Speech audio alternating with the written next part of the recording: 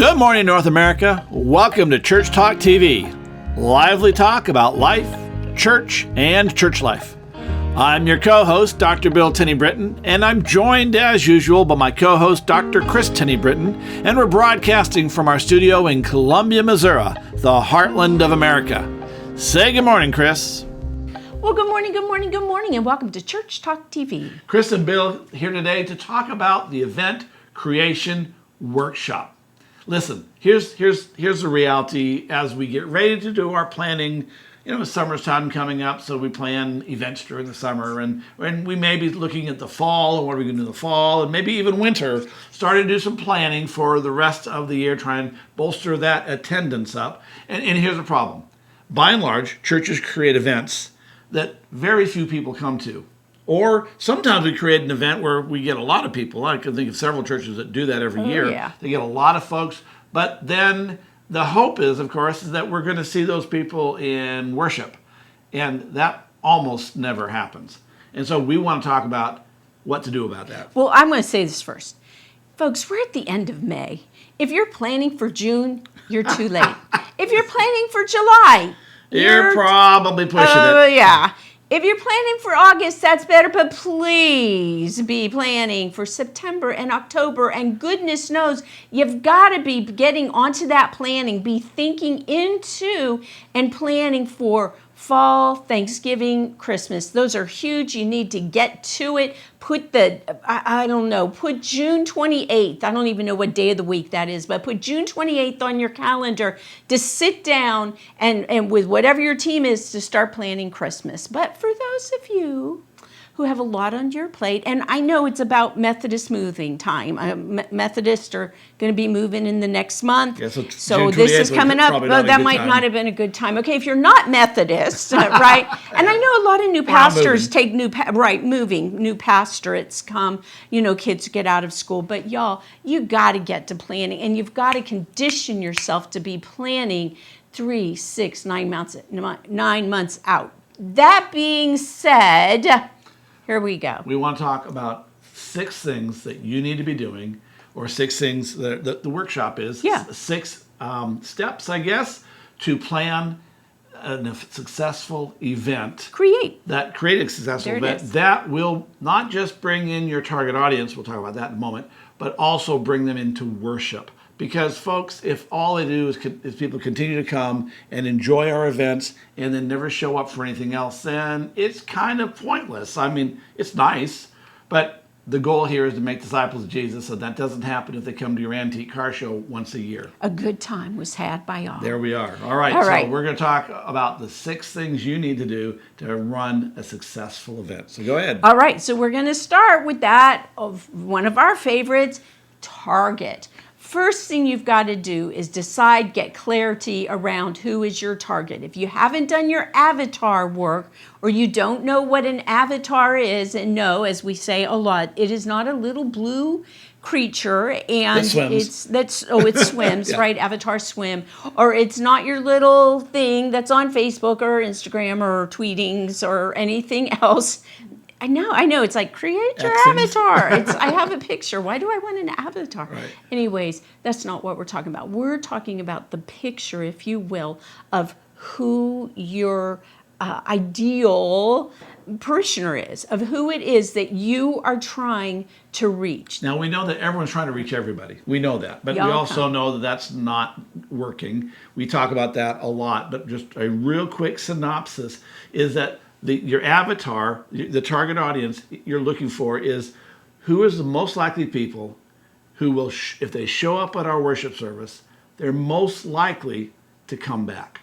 If someone speaks Chinese and you don't offer your worship service in Chinese, Mandarin, let's say, or Cantonese, they're not coming back if they speak no English. That's just a reality, okay? They're not your target. They're not your target, okay? You're not expecting them to come. Right. So, right? We think, okay, y'all come. Well, probably not if they speak Mandarin Or Cantonese. Or Cantonese, Right, right? right. Let's be real here, folks. So you're already targeting English-speaking people. Right. So when people push back and the church says, "Oh, we want to target everyone," you're not doing that anyway. Let's just get real with it. Right. The second thing is that when someone shows up, if your church is very filled with your worship service is filled with Christianese and Christian language and the vocabulary, then probably someone who's totally unchurched is not coming back because they're not going to get it.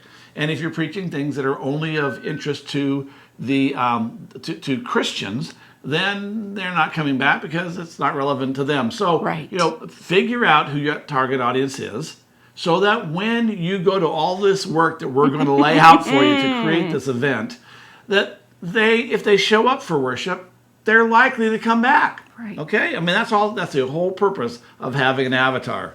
Well, now here's a surprise for you as you're working with this target.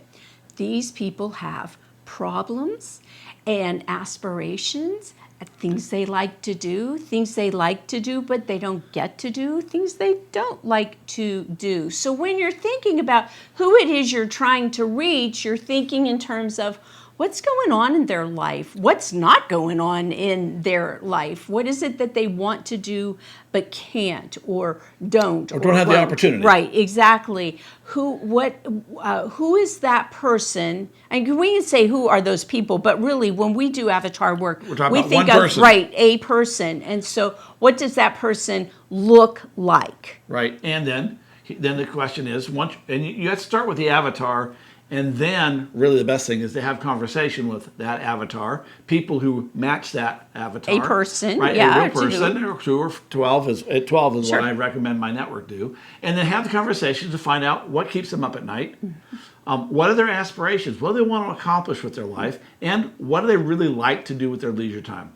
Once you know that, then it's really a lot easier to sit down and design events and sermon topics and whatnot. But when you're wanting to create events that are attracting folks from your community into your church or into your event, then you can say, what do they like to do? What's their problem? Whatever. And you can begin to create something that they go, wow, I want to go to that. When I worked on the pieces for my Prayer Power Network, I should say our Prayer Power Network. But it's mostly yours. It's mostly mine, but it's part of the Effective Church Group. Absolutely. You're talking about the sessions. Yeah. Right, We're part of the Effective Church Group. Yeah. But when you really challenged me on Avatar, because I wasn't taught about avatars. We always had targets and whatnot, but to really keep honing in there and get more and more and more specific, as I honed and honed and honed, 3 people came into my mind. And I say they're people, I'm going to take them out of the blue.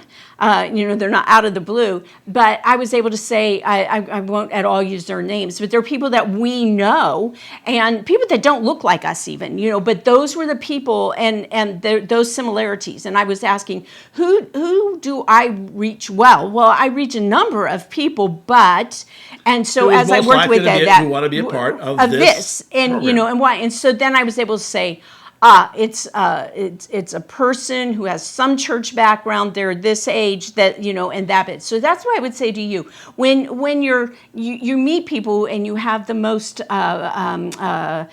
relationship facility, if you will, with them. What is it? What do they look like? What are those pieces? So you're going to target first, and then you're going to... Okay, so here's the deal. We talked about, what are their problems, what are their aspirations, what do they like to do for... The second step then is to create a relevant and valuable event, something that either solves their problems, inspires them in their aspirations, or helps them to relax. Then again, that will be different if you're targeting someone who is 60 and over. It's a perfectly good target, by the way. You don't have to target young adults. No. Or if you're trying to target singles who are under the age of 25, or whether you're doing young families who are in their 20s and 30s. Families. The bottom line is, whatever that is, once you have your target audience and you know what their problems, aspirations, and what they'd like to do, their leisure time, then the second step is to create some sort of a relevant and valuable event. There's a difference between relevance. Relevance says, hey, this applies to my life. Valuable says, not only does it apply to my life, but if I show up, I'm going to get something out of it. Yes. Okay? Because just because it's relevant doesn't mean we want to show up. It's like, I can see how that works, but it's not for me. Relevant and valuable to your target audience. And so you're either going to solve a problem, you're going to inspire them in terms of their aspirations, or you're going to help them relax. And so you sit down and you create an event. And just we're going to do one event at a time. And we're going to talk. We're going to a church that we have worked with, and Vanessa is the pastor, or was the pastor, was the pastor of that church. And it was kind of a suburban, rural kind of church. And so up and coming church. And but they were near a large community, and they developed an event. They wanted to target the veterans who were had been in Vietnam. That was their target audience. They were trying to reach veterans who were in Vietnam and their families. And families. And right, it wasn't just that. So these folks were. I said target in Vietnam. That's not true. No, really. Yeah, you bet, because you know Venice is better than I did. So yeah, jump in because it wasn't Vietnam. That would be my age. These are younger folks. These are young folks. Right. Well, in her community, her community had what they call, maybe they still do, honor flights, where they provide a nonprofit provides trips for veterans, generally Korean and Vietnam. No, they don't go there. They go to like the Veterans Memorial in Washington, D.C. Oh, there we are. Okay. Right? Okay, so they're like they're one-day trips. But when they get back in the evening, I mean, they go early in the morning, in the evening, and when they come back in the evening on the buses, veterans, local veterans, younger guys generally, who ride motorcycles. They give them a motorcycle escort. It's incredible to watch. And so there will be dozens upon dozens, and sometimes 100 motorcycles escorting these buses of veterans, right? Thank you. And then they get there, and each veteran is named as he gets or she gets off of the bus, and the whole crowd goes wild. Well, we knew somebody who was part of the planning. Vanessa knew somebody part of the planning, and knew the veterans, and some of these guys, they were guys, the ones that she talks about, and wanted to be able to reach out to them because she knew what her avatar look like. She could name several of them that would that they could come, and they would come. But they were younger veterans. And they were proud of their motorcycles, but they weren't like in a motorcycle club or anything like that. This was like their motorcycle club, and so they developed an event. They had an annual event. It was like a turkey stew something or another. But they developed to reach them. They expanded it by having a motorcycle show. But then cars and motorcycles. I think that's right. Yeah, I think that's right. But that's we're a not detail done. I forget. We're going to talk about that because, actually, this is exactly where we want to talk about it. Because create relevant value, solve, inspire, relax. They wanted to do something that was both inspiring and relaxing. But the relaxing part was the focus. And again, not what I was saying with the Vietnamese, the Vietnam veterans. They were on the buses. A lot of them were. But the motorcycle guys, and I think there were some gals. There were some gals, But anyway, the veterans, the younger veterans, and I'm not sure that they were all veterans. I know that some were, but it was also those possible. Who were, anyway, whatever. It may have been like Vanessa who was involved, but she was not a veteran. Right. Anyway, so be that as it may, they decided to reach, that was the group they were after, and they decided to reach them and their families. And so they had this turkey supper. It was a turkey stew, turkey soup supper, whatever it was. But they decided to expand it. And so they had the car show, the motorcycle show, which is where they hooked this group into. But they also did what it was, back in the day, they were called bicycle rodeos. Oh, that's right. With State Farm did those. Yeah. But they didn't do a bicycle rodeo with State Farm. Yeah. They had a connection with the sheriffs. They were out in the country. It's like the city was growing out there. Right. It's what's it called, a bedroom community. Right. But it was the sheriff who was and they had a connection with the sheriff's department, and so the sheriff's department came and did a safety training and a safety check of these bicycles. So they created this event that was completely family friendly.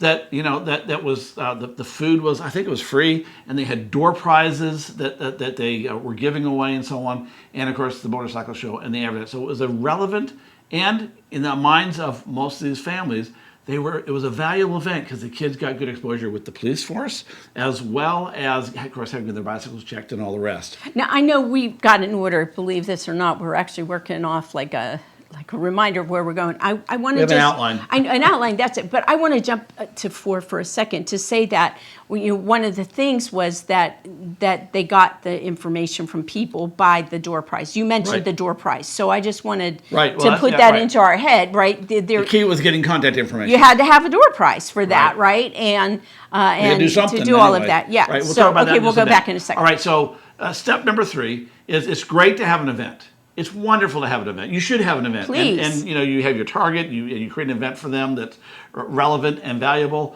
But if that's the end all be all, then you get people who show up at the event and they never come back until the next event. Poof. And the key here is to get them into your worship service, and this is where most churches miss it, is because you need to have a follow-up event or a sermon series that is a follow-up to the event you have. Right. And invite is relevant and valuable to your target audience. And so I don't remember, Vanessa had put together a sermon series. I think it was about raising children or family dynamics or something. But whatever it was, when people came and who were of the target audience, they had already created handouts that talked about it was coming up starting in 2 weeks or 3 weeks, whatever. Yeah, it was 2 weeks. Okay, I know this. 2 weeks. Okay, so 2 weeks, there was an event coming up that was starting, a 3-week series or 4-week series on this family dynamics thing. But it was considered to be valuable and relevant, of course, to this target audience. Okay, but more than just a sermon series, because I think a lot of us think, wow, I'm a really great preacher, so I'll just have a really great sermon series, right? Or let's say, I suck at preaching. No, you can't depend on my preaching. That was part I've yet of... to ever meet a pastor who said, I suck at preaching. Oh, I have. I know of 2 I could name, which I won't off the top of my head. But it's not you. And it's really you sad preach great. because Anyway. they told me, anyways, I won't go there. I'll tell you later. That they, now you got me off track. The event. Well, whatever you Sermon follow series. up with, be thinking in terms of that handoff as well, right? What's that sermon series going to be part of? What's it going to be part of? I love planning, and you know this, I love planning fall events, like around the start of the school year, and then being able to move from there. So whatever comes next, you need to be able to see it as a handoff, a cluster of handoffs. Okay, but most of us don't even do one, so let's at least get that one down. Yeah, one. That we're handing off from this event to the next event, that we can say, hey, I'm glad you're here. We have this event coming up. The pastor we talked 3 weeks on, in this case, about children dynamics or whatever it was. Okay, so you have a valuable handoff. So you got target audience. You have an event that you've created that makes sense to them. You've created a handoff. The next thing you've already kind of talked about was you got to get the connection, the content information. This is where churches blow it almost all the time, is they don't get contact information. And if you don't get good contact information, you can't follow up. If you don't follow up, why in the world would you think anyone will show up to your next event or anything else? What's so awesome about this, an event and follow-up information, is over and over again, we'll ask pastors we work with, so how does your church get information from those who are there on Sunday mornings? And they give us, if anything, they do, and none of that works, okay? There are ways that do work, but for majority of us still that we talk to, it's not happening there. We won't go into any detail about what they're using, but the this is majority, easy. But the majority in worship, the majority of churches don't even try. Right, exactly. Right. I know that, but the things that they're doing are very passive. And If what I'm they trying do, to right. say here is, this is awesome. Door prizes are the easiest way to get information. Right. It's amazing. Another way with something like this with the kids that Vanessa did with the kids and the bicycle, they want their pictures taken with them. So you just you're snapping the picture. Hey, give me your email or your text, and I'll just shoot this right over there to you. So you see how easy that was? Boom. So there's 3 ways, really, really good ways we've seen for getting content information in this event. Number 1, of course, is door prize. Right. And have a door prize that's worth someone would actually give you their contact information. Right. I know a church that used iPad.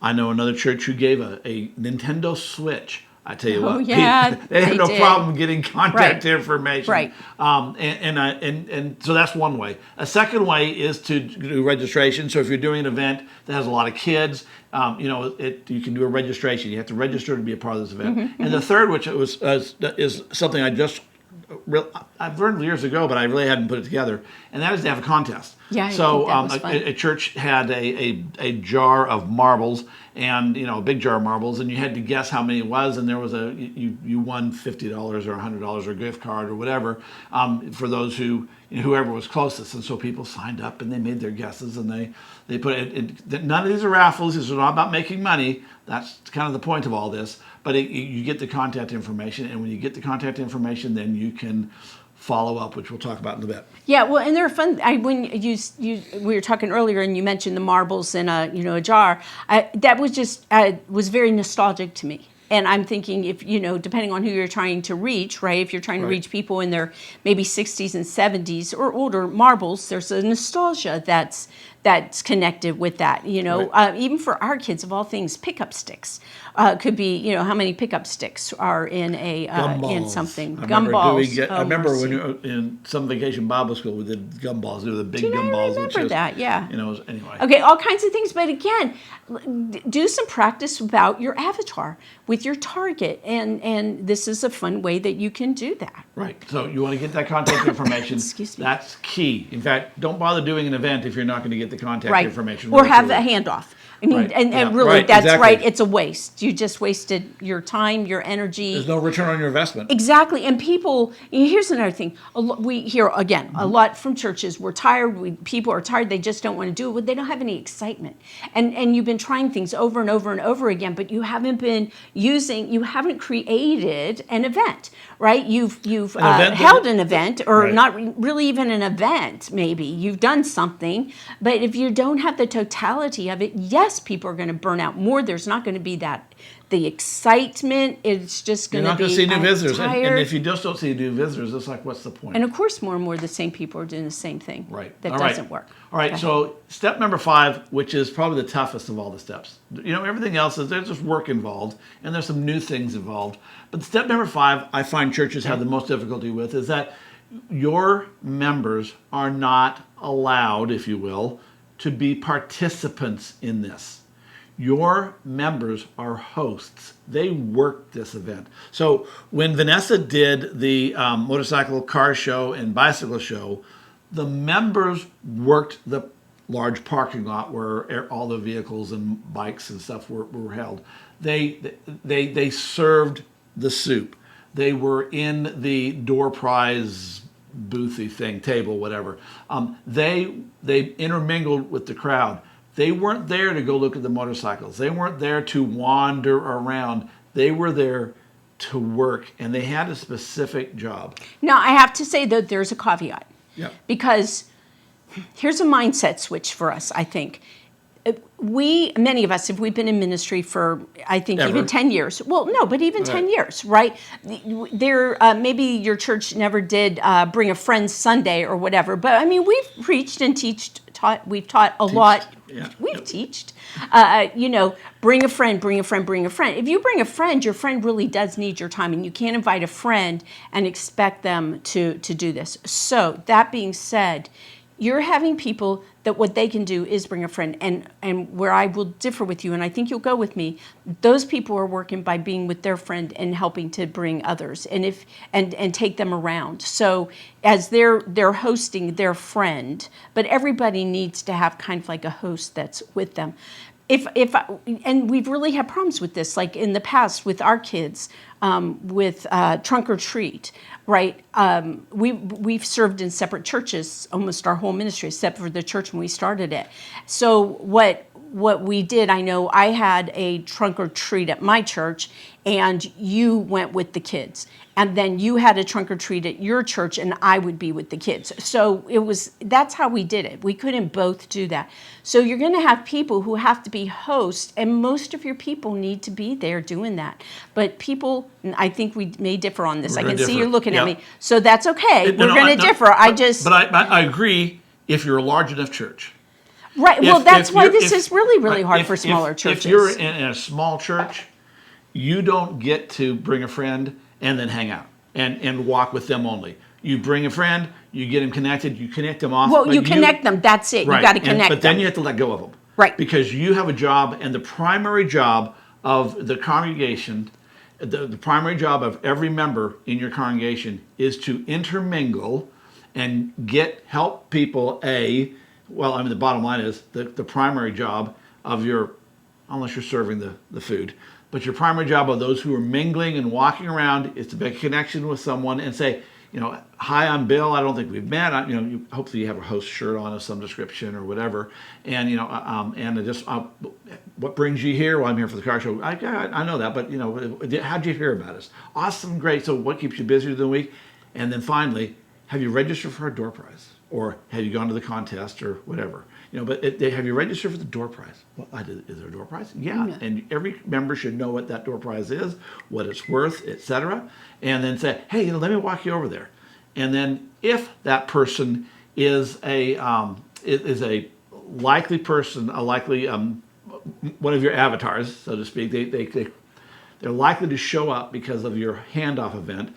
They should invite them. Hey, we're talking, or the pastor's talking in the next 3 weeks. They'll be talking about you may want to come. I got a flyer here, but you take them to the connection booth where they can fill out that door prize. And because the key here for the members is to get everyone there and make sure that everyone registers for the door prize, or everyone registers in the contest or whatever, so that you have that contact information. Okay, so here's a couple pieces with this. One is about size of a church and event. And not every event that we've talked about today is going to be suitable for your size of church. Absolutely. Yeah. You may be wanting to do a trunk or treat, and if you only have like young moms or something that are going to come, and you've got all these kids, your trunk or treat is going to look different than the trunk or treat that's being held by a church with a different group of people. Right. So keep that in mind. You've got to be able to host an event, create an event that will use it's suitable for your size. Right, not just for your target, but for who you have and who's going to be able to do that. Right. Here's the other thing: as you were talking, the kid just captured my attention. I got to work for the Ritz-Carlton Hotel in the evenings, very part-time, quite a few years ago. And one of the things I loved about it was the way it was integrated. Everything was integrated. And so if somebody found that Jack in room 610 didn't get his paper that morning, everybody on the front lines knew that Jack did not get his paper in 610. And so it was, Jack, the concierge, I don't think we got you a paper this morning, or I think somebody may have picked it up along the way. Did you get to read the paper today?